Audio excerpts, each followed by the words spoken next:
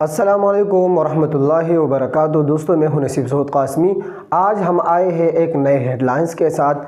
آج سنیے ایک نئے ہیڈ لائنز کرکٹ کے متعلق اور باقی ملک کے حالات کے متعلق۔ تائیوان اور اردن کی امداد کا پروگرام بھی معطل کر دیا گیا۔ امریکی وزیر خارجہ نے 90 روز کے لیے پروگرام معطل کیے۔ امریکی محکمہ خارجہ نے تاحال کی خبر کی تصدیق نہیں کی۔ پاکستان ویسٹ انڈیز دوسرا ٹیسٹ آج سے ملتان میں شروع ہوگا انشاءاللہ۔ پاکستان کی پلئنگ 11 کا اعلان، ایک تبدیل کر دی گئی۔ خرم شہزاد کی جگہ فاسٹ بولر کاشف ڈیبیو کریں گے۔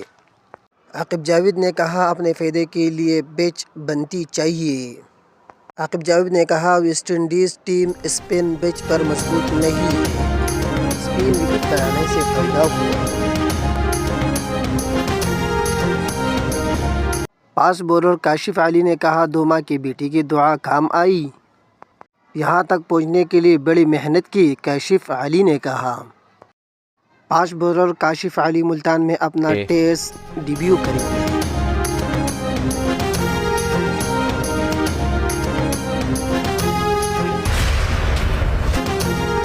بلاول بھٹو نے کہا 26ویں ترمیم پارلیمنٹ ہی ختم کر سکتی ہے، کسی اور نے ختم کی تو کوئی نہیں مانے گا۔